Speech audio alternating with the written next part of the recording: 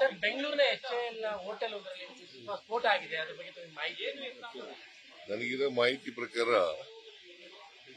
12 ಗಂಟೆ ಸುಮಾರು 12 ಗಂಟೆ ಆದ್ಮೇಲೆ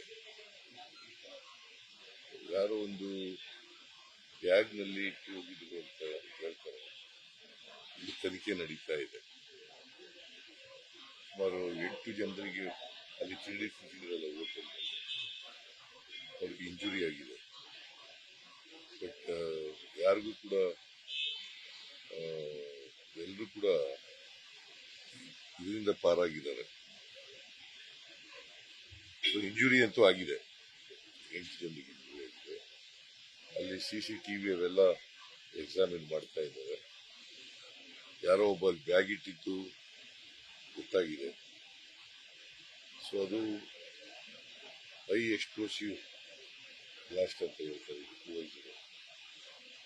ಎಕ್ಸ್ಪ್ಲೋಸಿವ್ ಅಂತ ಹೇಳ್ತಾರೆ. ನೋಡ್ಬೇಕಾದ್ರೆ ಇನ್ನೂ ತನಿಖೆ ನಡೀತಾ ಇದೆ. ಉಗ್ರರ ಕೃತ್ಯ ಉಗ್ರರ ಕೃತ್ಯನ ಅಥವಾ ಇದೇನು ಉಗ್ರರು ಮಾಡಿರುವಂತ ಟೆರರಿಸ್ಟ್ ಮಾಡಿರೋದು ಅಲ್ಲ, ಗೊತ್ತಿಲ್ವಲ್ಲಪ್ಪ. ಇನ್ನೂ ಎಷ್ಟು ಇನ್ವೆಸ್ಟಿಗೇಷನ್. ಈಗಿರತಕ್ಕಂಥ ಮಾಹಿತಿ ಪ್ರಕಾರ ಅಲ್ಲಿ ಎಲ್ಲ ಪೊಲೀಸ್ನವರೆಲ್ಲ ಹೋಗಿದ್ದಾರೆ, ತನಿಖೆ ನಡೀತಾ ಇದೆ. ಹೋಮ್ ಮಿನಿಸ್ಟರ್ಗೆ ಹೇಳಿದ್ದೀನಿ ಹೋಗಿ ಅಲ್ಲಿಗೆ. ಸೊ ಸ್ವಲ್ಪ ಹೊತ್ತಲ್ಲಿ ಗೊತ್ತಾಗುತ್ತೆ. ಅದು ಸ್ಫೋಟಕ ಭಾರಿ ಪ್ರಮಾಣಕ್ಕೆ ಏನು? ಸ್ಫೋಟಕ ಭಾರಿ ಪ್ರಮಾಣ ಇಲ್ಲ, ಸಣ್ಣ ಪ್ರಮಾಣದವರು ಕೂಡ ಇಂಪ್ರೂವೈಸ್ಡ್ ಬ್ಲಾಸ್ಟ್ ಅಂತ ಹೇಳ್ತಾರೆ. ಎಲೆಕ್ಷನ್ ಟೈಮ್ ಇದೆಲ್ಲ ಈ ತರ ಬ್ಲಾಸ್ಟ್ ಅದೆಲ್ಲ ಅಂದಾಗ ಕಾನೂನು ಸುವ್ಯವಸ್ಥೆ ಪ್ರಶ್ನೆಗಳನ್ನ ಜಾಸ್ತಿ ಎತ್ತಕ್ಕೆ ಶುರು ಮಾಡ್ತಾರೆ. ಎಲ್ಲಾ ಕಾಲದಲ್ಲೂ ನಡೆದಿದ್ದಾವೆ ಇದು, ಬಟ್ ನಡಿಬಾರ್ದು. ಬಟ್ ನೋಡೋಣ ಅದೇನು ಅಂತ.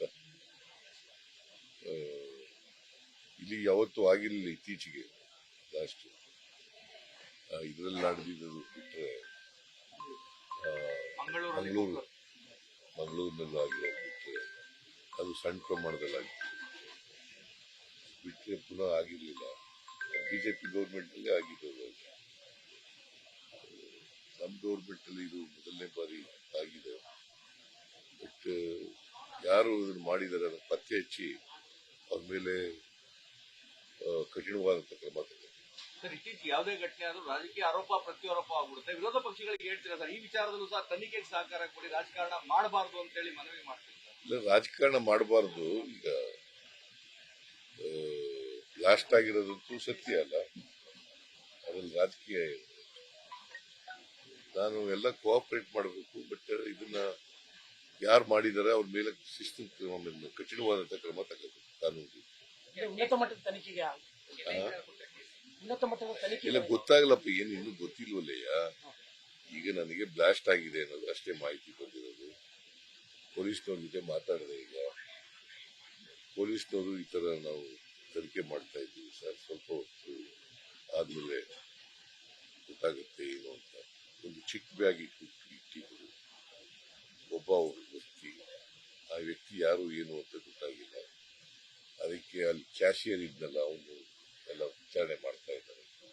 ಯಾಕಂದ್ರೆ ಅವನು ಕ್ಯಾಶಿಯರ್ ಹತ್ರ ಹೋಗಿ ಬಿಲ್ ತಗೊಂಡ್ರಿ ಅಂತದ್ದು, ಟೋಕನ್ ತಗೊಂಡು ಅಲ್ಲಿ ಹೋಗಿ ತಿಂದಿದ್ದಾನೆ. ಅಲ್ಲಿ ಬ್ಯಾಗ್ ಇಟ್ಬಿಟ್ಟು ಬಂದಿದ್ದಾನೆ. ನೋಡ ಅದು ಏನು ಅಂತ ಗೊತ್ತಿಲ್ಲ ನನಗೆ. ಈಗ ಹೋಮ್ ಮಿನಿಸ್ಟರ್ ಬರಲಿಲ್ಲ. ಸರ್, ಈಗ ಅಲ್ಲಿ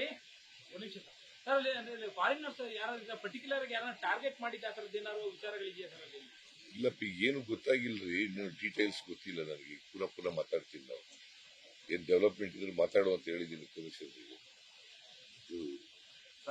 ಪೂರ್ಣ ಮಾಹಿತಿ ಸಿಕ್ಕಿದ್ಮೇಲೆ ಮತ್ತೆ ಹೇಳ್ತೀನಿ. ಅನುಕ್ಷಣದ ಸುದ್ದಿಗಳಿಗಾಗಿ ವಿಸ್ತಾರ ನ್ಯೂಸ್ ಯೂಟ್ಯೂಬ್ ಚಾನೆಲ್ ಸಬ್ಸ್ಕ್ರೈಬ್ ಮಾಡಿ.